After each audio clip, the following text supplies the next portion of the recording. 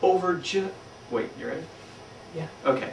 Over just one decade as a recording group, the Beatles spawned tons of massively popular hit songs, but one of their most cherished in today's society is the classic Love Is All You Need, because of its moral that love is all you need.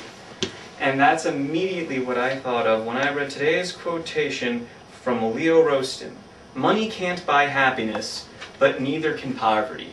And what he's trying to say is that romantic notions that such things besides money, or love in this case, are literally all you need. He's saying that romantic notions like that are not enough. And I agree with this statement through three main reasons. First, such notions lead to false hope, as we will see through the life of former Beatle Paul McCartney. That false hope then causes poor work ethic, as we will see through the current American occupation of Iraq. And finally, that poor work will lead to a no-win situation, as we will see from the film Bring It On. Now, but first, let's examine how romantic notions lead to false hope, and we will examine this through the true story of Paul McCartney. Now, Paul McCartney, after being a Beatle, after forming Wings, and even after becoming a successful solo artist in his own right, eventually married Heather Mills. And between you and me, she was kinda crazy.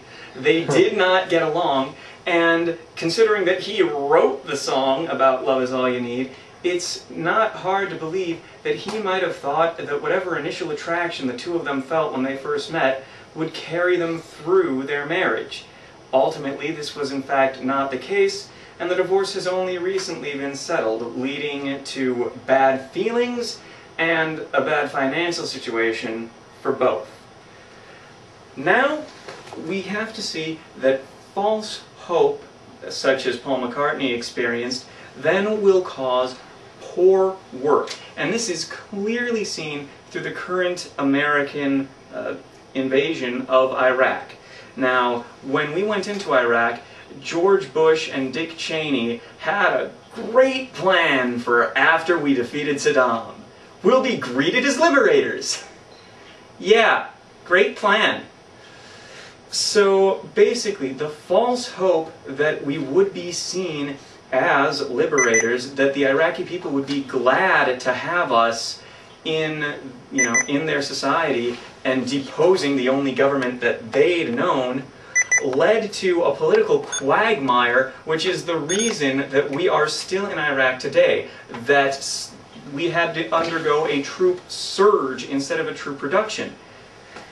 So, finally, we have to see how the poor work, as we saw through the example of Iraq, leads to a no-win situation, and we'll see this through the film Bring It On. Now, at the beginning of the film, Kirsten Dunst's character is proud to be taking over as the captain of her cheerleading squad, and is shocked to discover that what she thought had been the hard work of the captain before her had in fact just been the effort necessary to drive a couple of hours to a rival school and record their cheers, knowing full well that this other team would never go to the national cheerleading competition. It was wholesale theft of the material.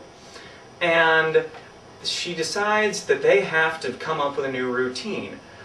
But the problem is they don't have enough time, so they hire a choreographer. Again, they're still not doing their own work. And finally, when they get to the big competition, it turns out that the same choreographer was hired by another squad and gave them the exact same routine. There was no way the team could have possibly won that competition. So Leo Roaston knew what he was talking about when he said that money can't buy happiness, but neither can poverty, because such romantic notions that as love is all you need are not enough to get you through life.